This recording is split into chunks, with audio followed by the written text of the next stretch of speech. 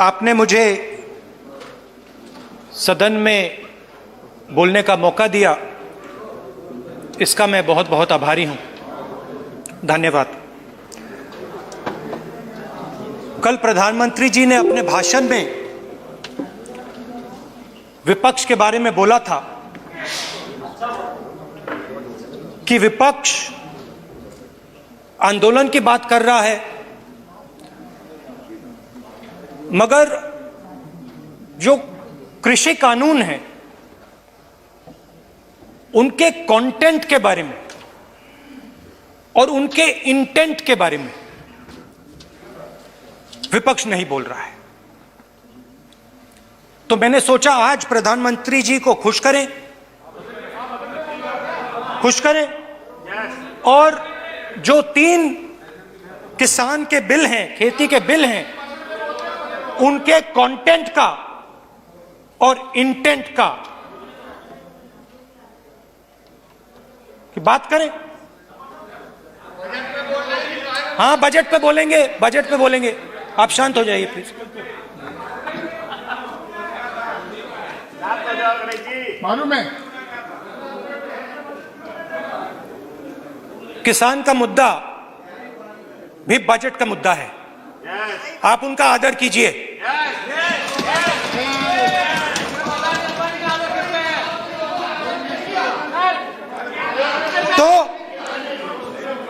तो बात है कि इन 3 कानूनों का कंटेंट और इंटेंट क्या है। तो पहले कानून का कंटेंट, कोई भी व्यक्ति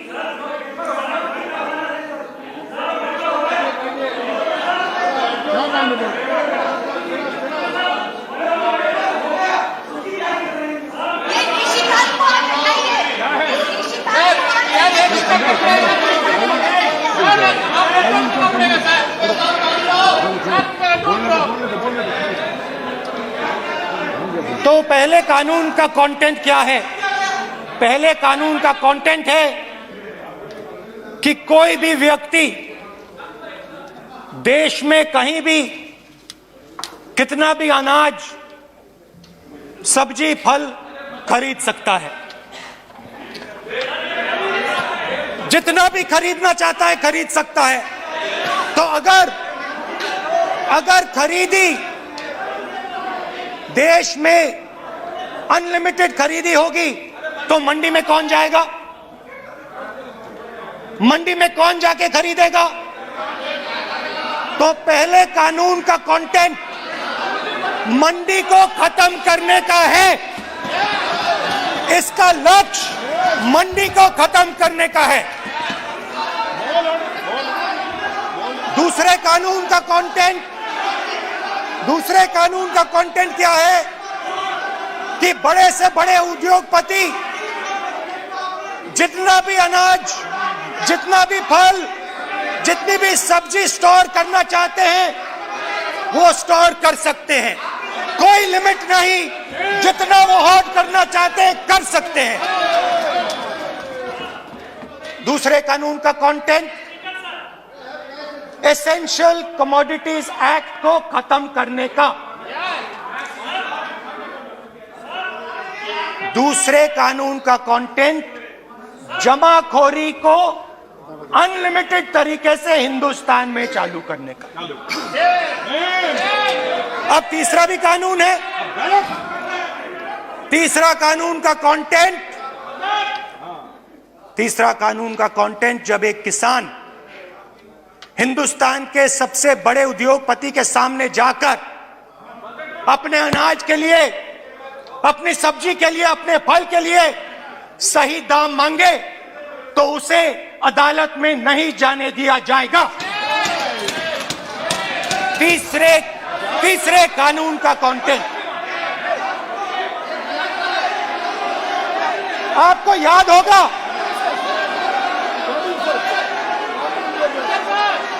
स्पीकर सर,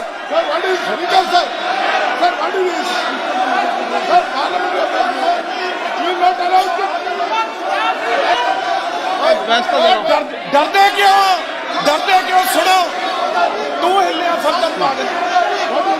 स्पीकर सर, दादा स्पीकर सर, आप बजट फैमिली प्लानिंग का आप बजट पर बात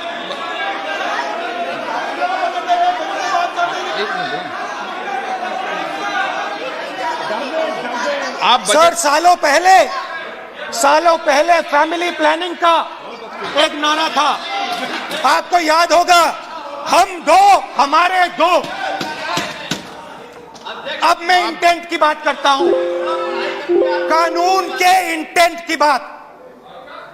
आज क्या हो रहा है, जैसे कोरोना दूसरे रूप में आता है, वैसे ही ये नारा दूसरे रूप में आया है। आज इस देश को 4 लोग चलाते हैं। आप बजट पर चर्चा कर लें। बजट पे कर रहा हूं सर, बजट पे आ रहा हूं। 4 लोग चलाते हैं, हम दो बता दिया। और हमारे दो। जैसे उस टाइम नाम सब जानते हैं, नाम सब जानते हैं। नो आप बोलो, आप डिस्टर्बेंस मत। हम दो हमारे दो, ये किसकी सरकार है? हम दो हमारे दो की। माननीय सदस्य इधर। तो आप आसन को पहले कानून का इंटेंट बताता हूं। आप आसन को संबोधित करें। पहले कानून का इंटेंट, माननीय सदस्य आप आसन कि हमारे 2 मित्रों में से एक जो सबसे बड़ा मित्र है, उसको पूरे हिंदुस्तान के अनाज, फल और सब्जी को बेचने का अधिकार। यह है पहले कानून का इंटेंट। नुकसान किसका होगा? नुकसान ठेले वालों का होगा, नुकसान छोटे व्यापारियों का होगा, नुकसान जो लोग मंडी में काम करते हैं, लाखों लोग, उनका होगा। अब चलिए दूसरे कानून की इंटेंट की बात करते हैं। दूसरा कानून का इंटेंट दूसरे मित्र की मदद करने का है। दूसरे मित्र को पूरे देश में अनाज, फल और सब्जी की मोनोपोली दी जा रही है। आज दूसरा मित्र 40% हिंदुस्तान का अनाज अपने साइलों में रखता है। ये कांग्रेस पार्टी की बैठक नहीं है, ये सदन है। और सब अगर बजट में साइलोज में रखेगा। ये सभा नहीं है। प्रधानमंत्री कहते हैं सर मैं अध्यक्ष जी आपको कहना चाहता हूँ, जब आपने बजट के लिए चर्चा के लिए पुकारा, मैं बता रहा हूँ, एक मिनट बैठिए। माननीय सदस्य, आज बजट पर चर्चा है, मैं आग्रह करता हूँ। प्रधानमंत्री कहते हैं बजट पर कि मैंने ऑप्शन दिया है। हाँ, आपने ऑप्शन दिया है, 3 ऑप्शन दिए हैं। पहला ऑप्शन भूख, दूसरा ऑप्शन बेरोजगारी, तीसरा ऑप्शन आत्महत्या। ये 3 ऑप्शन आपने दिए हैं।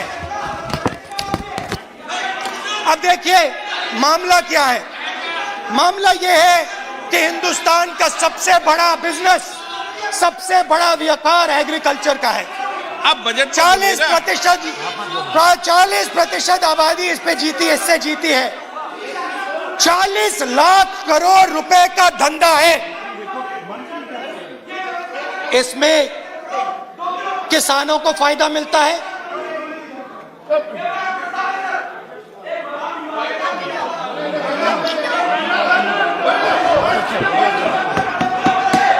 तो दूसरे कानून का थोड़ा मैं इंटेंट समझा देता हूं।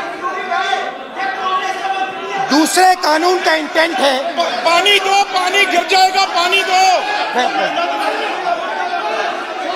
दूसरे कानून का इंटेंट है कि एक व्यक्ति को आप पूरे देश के अनाज की स्टोरिंग की मोनोपोली दे दो, और जब किसान अपने अनाज के लिए सही दाम मांगने जाएगा, तो जिसके पास स्टोरेज की मोनोपोली होगी वो मार्केट में अनाज डालेगा और किसान से कम पैसे में खरीद करेगा। और जब वही किसान कंज्यूमर बनके अपना ही माल खरीदने जाएगा, तो वही व्यक्ति अपने गोदाम से जब बजट पे चर्चा है सर, बजट पे चर्चा है, राष्ट्रपति अभी भाषण पे आपने चर्चा समाप्त कर दी, प्रस्ताव पास करके राष्ट्रपति जी को भेज दिया, अब उसी पे चर्चा करके राष्ट्रपति जी का भी और आपका भी अपमान कर रहे हैं सर, ये आपका भी अपमान कर रहे हैं, सदन का भी अपमान कर रहे हैं सर ये।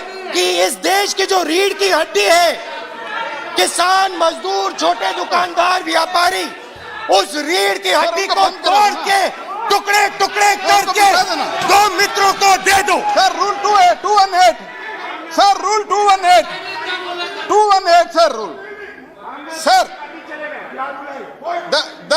the debate on appropriation bill shall be restricted.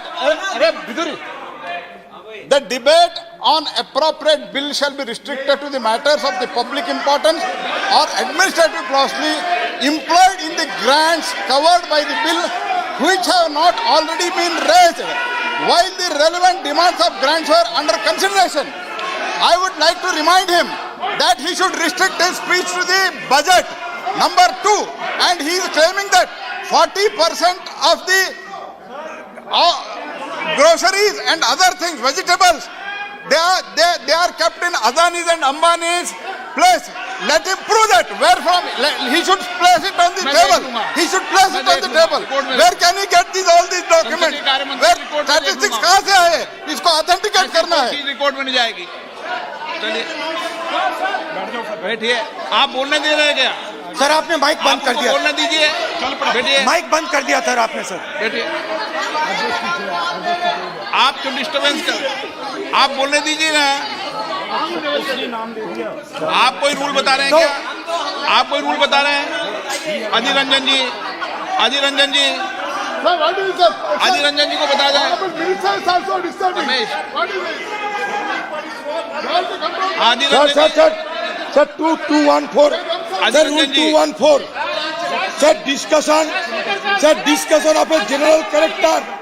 Sir, discussion of a general character may be allowed on the motion or any amendment moved thereto, but the details of the grant shall not be discussed further.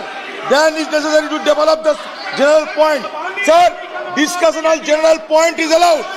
So discussion, it is the discussion on general point. Discussion of general point is allowed in the rule book. Discussion of general point. अच्छा, budget में क्या agriculture मुद्दा नहीं है? Budget में क्या agriculture मुद्दा नहीं है?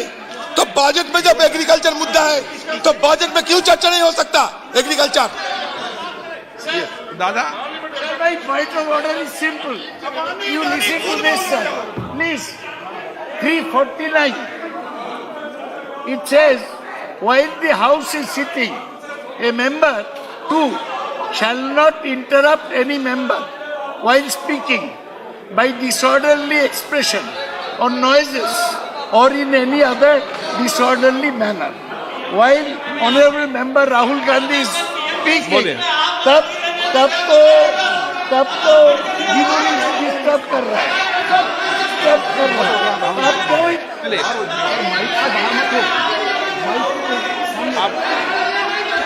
आज ये क्या कल नहीं था क्या? कल नहीं था.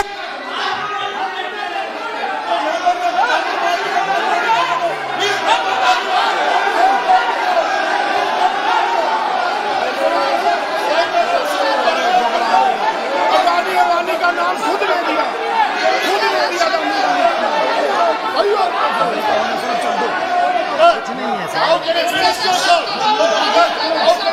मिनिस्टर सर चौकी मंत्री शोर डाल रहे हैं. मंत्री, ऐसा कभी हुआ नहीं. मंत्री भाग रहे हैं, रूल बुक ढूंढ रहे हैं. अरे क्यों घबरा गए?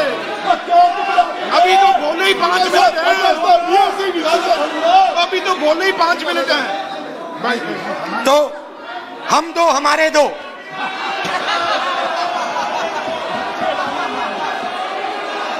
वो आपको याद होगा, वो फोटो होती थी 4, हम दो हमारे दो.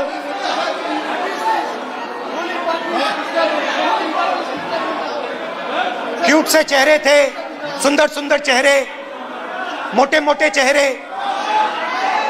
हम दो हमारे दो. खैर, इससे होगा क्या? जब ये कानून लागू होंगे तो जो इस देश के किसान हैं, इस देश के मजदूर हैं, छोटे व्यापारी हैं, इनका धंधा बंद हो जाएगा।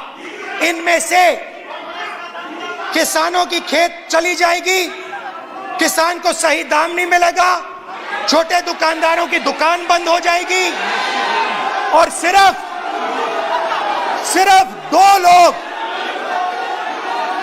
हम दो और हमारे दो इस देश को चलाएंगे। हिंदुस्तान का फूड सिक्योरिटी का सिस्टम है वो नष्ट हो जाएगा और पहली बार सालों बाद एक बार फिर पहली बार हिंदुस्तान के लोगों को भूख से मरना पड़ेगा। रूरल इकोनॉमी नष्ट हो जाएगी और ये देश रोजगार नहीं पैदा कर पाएगा। ये नई चीज नहीं है, ये आप मत सोचिए कि ये नया अटेम्प्ट है, पहला अटेम्प्ट है, ये पहला नहीं है। ये काम प्रधानमंत्री ने हम दो हमारे दो के लिए पहले नोटबंदी में शुरू किया था। पहली चोट नोटबंदी थी। आइडिया किया था गरीबों से, किसानों से, मजदूरों से उनका पैसा लो, बैंक में डालो और हम दो हमारे दो के जेब में डालो। स्मॉल मीडियम सेक्टर को खत्म कर दिया, किसानों को बर्बाद कर दिया। वहां नहीं रुके, फिर गए जीएसटी, गब्बर सिंह टैक्स, 5 अलग अलग टैक्स और फिर से उन्हीं बेचारों पर आक्रमण, उन्हीं किसानों पर, उन्हीं मजदूरों पर, उन्हीं व्यापारियों पर आक्रमण। फिर कोरोना आता है। कोरोना के समय मजदूर चिल्ला चिल्ला के कहते हैं हमें बस का टिकट दे दीजिए, हमें ट्रेन का टिकट दे दीजिए। नहीं नहीं नहीं, तुम्हें नहीं मिलेगा, तुम पैदल घर जाओगे। एक मिनट माननीय सदस्य प्लीज।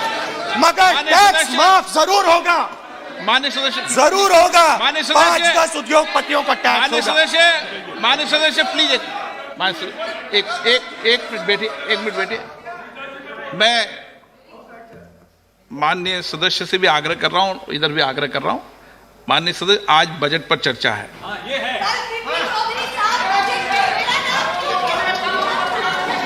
चलो चलाओ। मैं आ रहा हूं सर बजट पे, सर मैं आ रहा हूं बजट पे। मैं सर 5 मिनट में बजट पे आ रहा हूं। मैं फाउंडेशन लगा रहा हूं अभी, फाउंडेशन।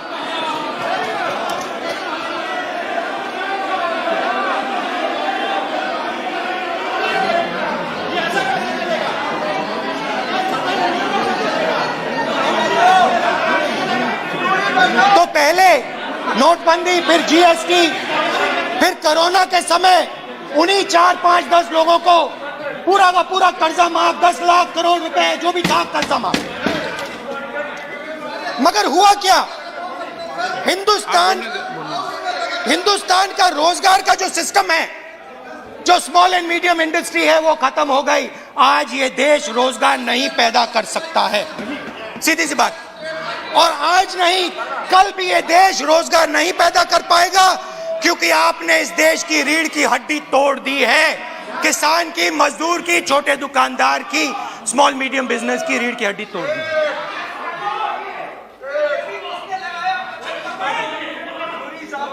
मगर ये मत समझिए कि ये किसानों का आंदोलन है। ये किसानों का आंदोलन नहीं है। आपको बात अभी समझ नहीं आई है। ये देश का आंदोलन है और ये किसान सिर्फ रास्ता दिखा रहा है। किसान अंधेरे में टॉर्च दिखा रहा है और एक आवाज से ये पूरा देश उठने वाला है।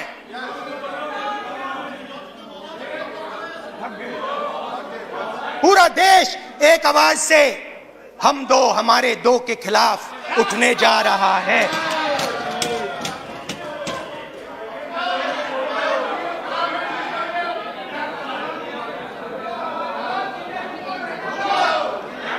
और ये याद रखिए, मैं कह रहा हूं, लिख के ले लीजिए, आप सोचते हो कि हिंदुस्तान के किसान को, मजदूर को, छोटे दुकानदार को अपने पैसे से, अपने धन से परे कर सकते हो? ये आप सोचते हो? आप ये सोचते हो? आप लिख के ले लो मुझसे, किसान 1 इंच पीछे नहीं हटने वाला है। किसान आपको हटा देगा, मजदूर आपको हटा देगा, छोटा दुकानदार आपको हटा देगा, मगर वो पीछे 1 इंच नहीं हटने वाला। आपको कानून वापस लेना ही पड़ेगा। अब बात करते हैं बजट की। जब बजट पर बातचीत करने की बात उठी थी, प्रेसिडेंट एड्रेस पे बात करने की बात उठी थी, तो हमने कहा था, विपक्ष ने कहा था, हमें किसानों के आदर करने के लिए किसानों के सब्जेक्ट पे अकेला बोलने दीजिए। एक साथ हम सब मिलकर किसानों के मुद्दे पे बोलेंगे। स्पीकर सर ने सरकार से पूछा और सरकार ने कहा नहीं, किसानों के मुद्दे पर चर्चा नहीं होगी, बजट पे होगी और प्रेसिडेंट एड्रेस पे होगी, अलग चर्चा किसान के मुद्दे पे नहीं हो सकती। तो प्रोटेस्ट में मैं कह रहा हूं, मैं बजट पे आज यहां टिप्पणी नहीं करने वाला हूं। मैं आज सिर्फ किसान के मुद्दे पे बोलूंगा और उसके बाद मैं अपना मुंह चुप कर दूंगा। अंत में मैं कहना चाहता हूं कि जो 200 किसान शहीद हुए, उनको इन लोगों ने श्रद्धांजलि नहीं दी। मैं सब सांसदों से कहना चाहता हूं, मैं अपने भाषण के बाद 2 मिनट शहीदों के लिए मौन रहूंगा। आप मेरे साथ खड़े हो जाइए। धन्यवाद।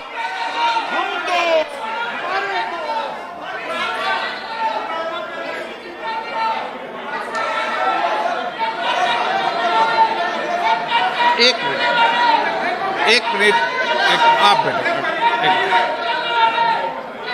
एक मिनट।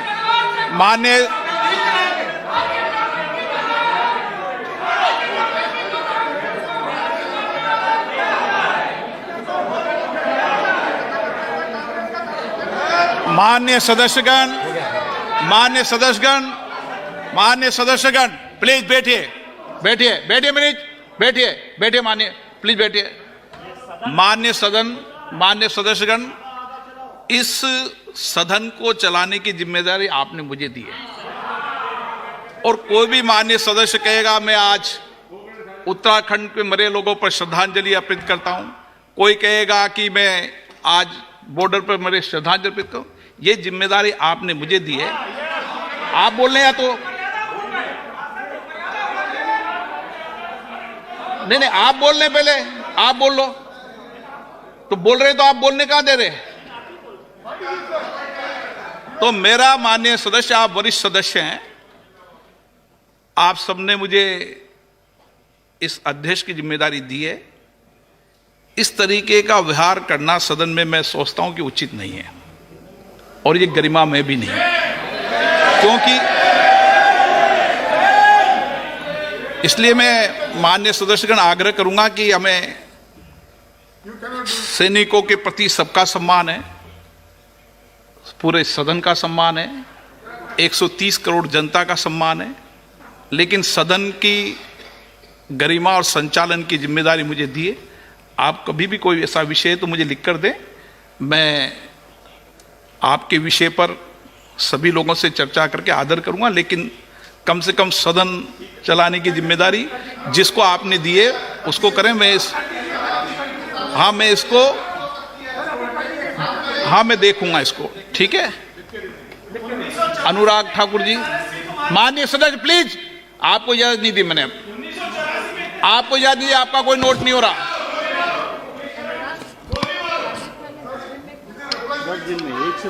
जनता मार दी ना आप लोग। नहीं, बजट खत्म, इंटरवीन कर रहे हैं, इंटरवीन कर सकते हैं मंत्री। वो पेपर लेकर बैठा मैं लिखने के लिए, चर्चा के बीच में राज्य मंत्री के रूप में इंटरवीन कर रहे हैं। बजट पे बोलेंगे वे। धन्यवाद और अध्यक्ष जी। मैं मंत्री जी से अपेक्षा करूंगा बजट पे बोले। धन्यवाद अध्यक्ष जी, आपने मुझे बजट पर इंटरवीन करने का अवसर दिया। मुझे तो लगा था कोई वरिष्ठ सदस्य मुझसे पहले बोल रहे हैं, उसको